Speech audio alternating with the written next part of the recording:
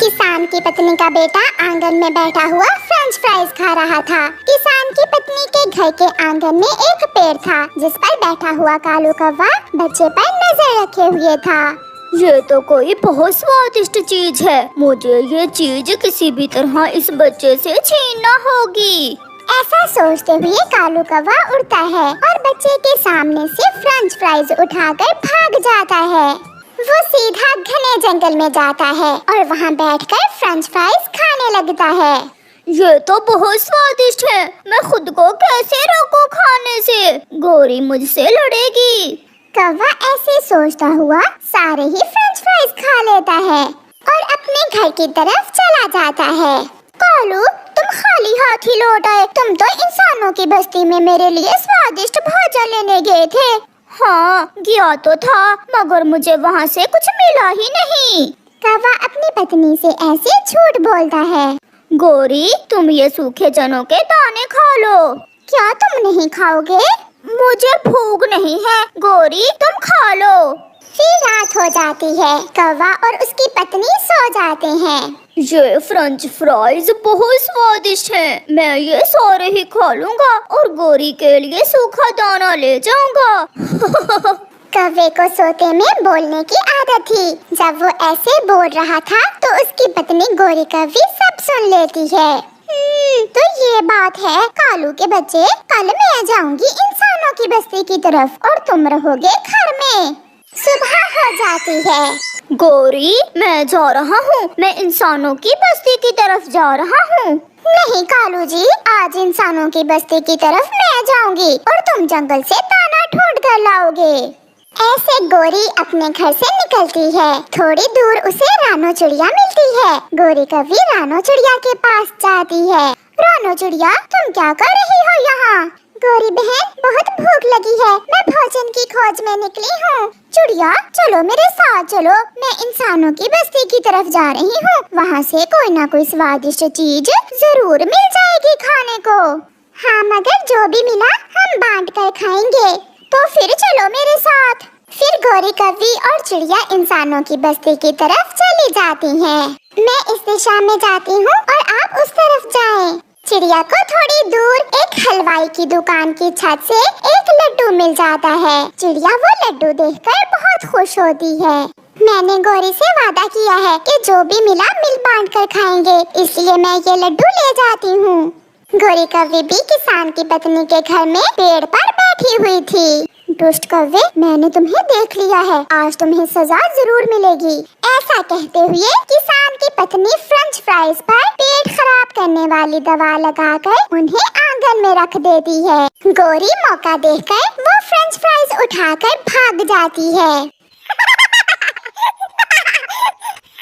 मम्मा, अब पता चलेगा उस कौवे को। वो हर रोज मेरा भोजन उठा कर ले जाता है। फिर दोनों चिड़िया और गोरी कौवी जंगल में एक जगह इकट्ठी होती हैं। गोरी गोरी, देखे, मुझे स्वादिष्ट स्वादिष्ट लड्डू मिला है और मुझे फ्रेंच फ्राइज।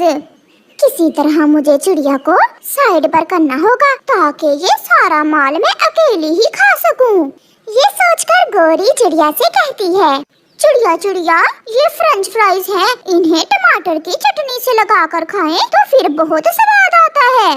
मगर हमारे पास तो टमाटर की चटनी नहीं है। तुम जल्दी से जाओ और किसान के खेत से तो टमाटर ले आओ। तब तक मैं चटनी बनाने का सामान जमा करती हूँ। फिर मजे से पार्टी करेंगे। चिड़िया गोरी कौवी की बातों में आकर किसान के खेत से टमाटर लेने चली जाती है और गोरी मजे मजे से अकेली ही फ्रेंच फ्राइज खाने लगती है। वो सारे ही फ्रेंच फ्राइज खा लेती है। वाह रे चिड़िया, अपना मीठा मीठा लड्डू भी मुझे दे गई हो। फिर गोरी कौवी चिड़िया का लाया हुआ लड्डू भी अकेली ही खा लेती है और वहाँ से घर भाग जाती है।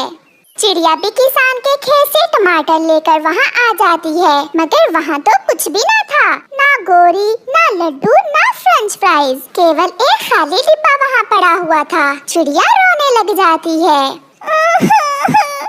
दुष्ट गोरी कौवी, तुमने मेरे साथ धोखा किया। मैं तुम्हें माफ नहीं करूँगी। रोती हुई चिड़िया बेचारी भूखी ही घर वापस जाती है। गोरी, मेरे लिए क्या लाई हो इंसानों की बस्ती से? जैसे कल तुम्हें कुछ नहीं मिला था, ऐसे ही आज मुझे भी कुछ नहीं मिला।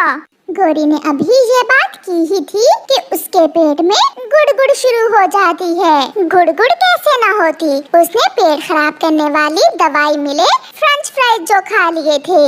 कालू रुको रुको, मैं अभी आई। गौरी भागी भागी शौचालय चली जाती है। थोड़ी देर बाद गौरी जैसे ही वापस आती है, वो फिर से कालू से कहती है, हटो हटो कालू, मुझे जाने दो। गौरी फिर से भाग जाती है। अब तो 1 मिनट भी ना गुजरता, गौरी आती और फिर जाती। बार बार शौचालय जाकर उसे बहुत कमजोरी हो गई थी, वो गिर जाती है। मुझे कुछ बताओ बी, क्या हुआ है? कालू, पहले तुम बताओ कि कल जब तुमने फ्रेंच फ्राइज खाए थे तो क्या तुम्हारा भी पेट खराब हुआ था?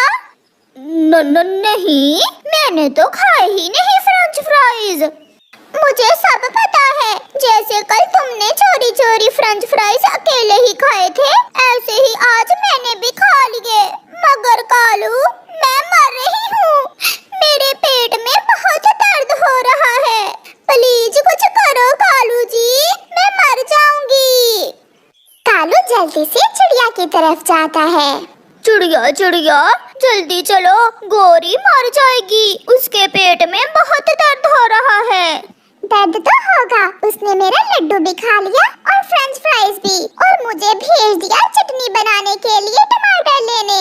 चिड़िया, अच्छा ही हुआ जो तुमने वो फ्रेंच फ्राइज नहीं खाए। लगता है किसान की पत्नी ने उनमें दवा मिलाई हुई थी। गौरी का तो बुरा हाल है। चिड़िया के पास पेट दर्द की दवा थी। चिड़िया वो दवा लेकर कालू के साथ जाती है और 2 कतरे पेट ठीक करने वाली दवा के गौरी के मुंह में डाल देती है।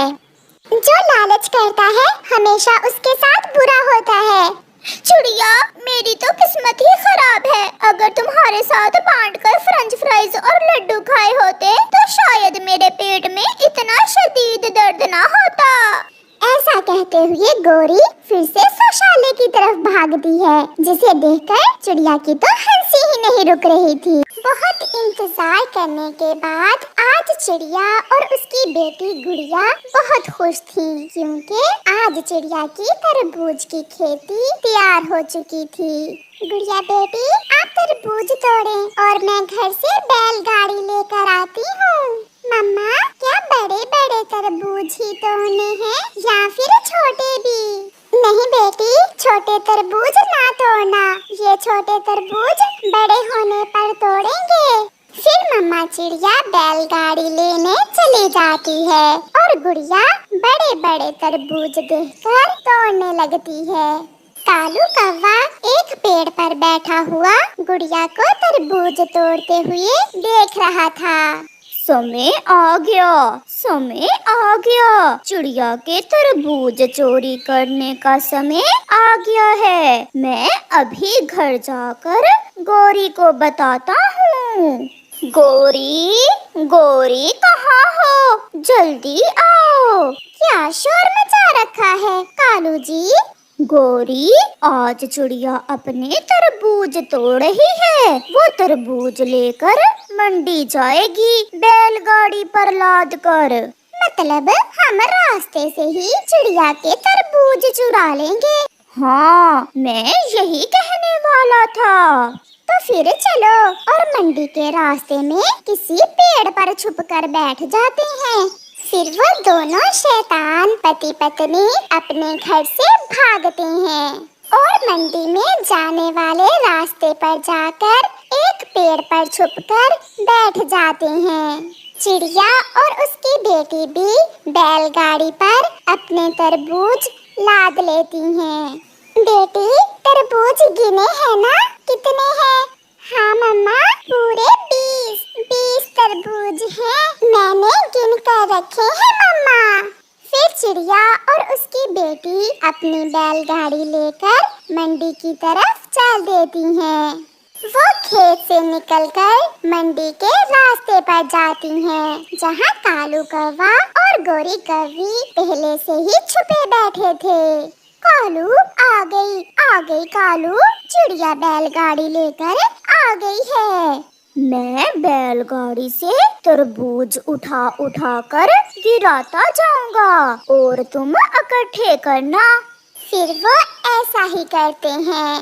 कालू कौवा पीछे से जाकर चुपके से चिड़िया की बैलगाड़ी पर बैठ जाता है और तरबूज चुरा चुरा कर नीचे गिराता जाता है और गोरी तरबूज इकट्ठे करती है। वो दोनों चिड़िया की बैलगाड़ी से 3 तरबूज चुरा लेते हैं। चिड़िया को पता ही नहीं चलता और वो बाकी के तरबूज लेकर मंडी पहुंच जाती है। चाचा छम छम, मैंने 20 तरबूज बेचने हैं, कितने में लेंगे आप? चिड़िया रानी, मैं 500 दूंगा इनका। ऐसे चिड़िया अपने तरबूज चाचा छम छम को बेच देती है। चाचा छम छम, गिन ले, पूरे 20 तरबूज हैं, मेरी बेटी ने गिन कर रखे थे। चिड़िया, मुझे तुम पर विश्वास है, अगर आपने गिने हैं तो पूरे ही होंगे। चिड़िया पैसे लेकर अपनी बैलगाड़ी घर वापस मोड़ती है। ऐसे 3 दिन गुजर जाते हैं। हर रोज चिड़िया जैसे ही बैलगाड़ी लेकर मंडी के रास्ते पर आती, कौवा और कौवी चिड़िया के 2-4 तरबूज चुरा लेते, जिसका ना तो चिड़िया को पता चलता और ना ही मंडी में चाचा छम छम को। कालू जी, चोरी का माल खाने में तो बहुत मजा है। हाँ गोरी, और चिड़िया भी इतनी बुद्धू है कि उसे आज तक पता ही नहीं चला कि हम हर रोज उसकी बैलगाड़ी से तरबूज चुरा लेते हैं। ऐसे वो तरबूज खाकर हंसने लगते हैं। कल भी मुझे सारे तरबूज बेचकर मुनाफा नहीं हुआ और आज भी ऐसा ही हुआ। आज मैं चिड़िया के तरबूज गिनूंगा, हो सकता है चिड़िया मुझे कम तरबूज देकर जाती हो। चिड़िया आज फिर मंडी में तरबूज ला रही थी। गुड़िया बेटी, आज कितने तरबूज रखे हैं बैलगाड़ी पर? मम्मा, 15 तरबूज हैं आज बैलगाड़ी पर। कौवे भी पीछे से 3 तरबूज चुरा लेते हैं। चिड़िया मंडी पहुंच जाती है। चिड़िया बहन, आज कितने तरबूज हैं? अंकल, मैंने गिनकर पूरे 15 तरबूज रखे हैं बैलगाड़ी पर। आज मैं भी आपके सामने तरबूज गिनूंगा। गिने गिने चाचा छम छम, इसमें बुरा ही क्या है? फिर चाचा छम छम तरबूज गिनता है, मगर वो तरबूज तो 12 थे, 3 तरबूज कम थे। चिड़िया, ये 12 तरबूज हैं और आपने 15 कहा था। क्या आप हर रोज ऐसे ही मुझे चूना लगा जाती हो? चिड़िया ये सब देखकर बहुत शर्मिंदा होती है। गुड़िया बेटी, ये आपकी गलती है, आपने अच्छे से गिनती नहीं की होगी तरबूज की। मगर मम्मा, मैंने 2 बार गिने थे। फिर चिड़िया अपनी बेटी को साथ लेती है और बैलगाड़ी लेकर वापस होती है। रास्ते में जाते हुए गुड़िया तरबूज के बारे में ही सोचे जा रही थी। मम्मा, हो ना हो तरबूज जरूर किसी ने चोरी किए हैं, मैंने 2 बार गिने थे। नहीं बेटी, मुझे लग रहा है आपको गलती लगी होगी गिनती में, मगर मैं कल जानकर रहूंगी कि ऐसा क्यों हुआ। मेरे तरबूज 15 से 12 कैसे हुए? फिर दूसरे दिन गुड़िया अपनी मम्मा के सामने गिनकर तरबूज अपनी बैलगाड़ी पर लादती है। 20। मम्मा, आप खुद गिन लें, आज 20 तरबूज हैं, आप बैलगाड़ी लेकर जाएं और मैं आज आपके पीछे पीछे आऊंगी। मैं चलती हूँ, मगर आप ध्यान से आना बेटी। फिर मम्मा चिड़िया अपनी बैलगाड़ी लेकर चलती है और गुड़िया पीछे पीछे छुपकर आती है। कौवा और कौवी तो तरबूज चुराने के लिए पहले ही आए बैठे थे। जैसे ही बैलगाड़ी उस पेड़ के पास आती है, कौवा तुरंत पीछे से बैलगाड़ी पर बैठकर तरबूज नीचे गिराने लगता है, जिसे गुड़िया पीछे से देख लेती है। रुके मम्मा, रुके, चोर पकड़ेंगे। मम्मा चिड़िया भी बैलगाड़ी रोककर पीछे आ जाती है। मम्मा मैं नहीं, कालू। नहीं, हम दोनों का आज तरबूज खाने को बहुत मन कर रहा था। तो ये तुम हो जिन्होंने मुझे चाचा छमछम के सामने शर्मिंदा किया। मम्मा मैं न कहती थी कि कोई चोर है जो हमारे तरबूज चोरी करता है।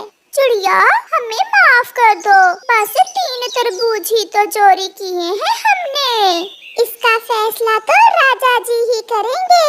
फिर चिड़िया मिट्ठू राजा को कौवे और कौवी की शिकायत लगाती है। उल्लू संतरी कौवों को बुला कर ले आते हैं। राजा जी, ये उपाय मेरी पत्नी ने मुझे दिया था। पक्का झूठ राजा जी, पहले चिड़िया के तरबूज चोरी करने का मशवरा कालू जी का था। राजा जी ये दोनों ही मेरे चोर हैं। फिर मिट्ठू राजा दोनों कौवों को पिंजरे में बंद करवा देता है और उन्हें सजा देता है। ऐसे कौवों को चोरी की सजा मिलती है। आपने हमारे चैनल को सब्सक्राइब नहीं किया तो सब्सक्राइब करें।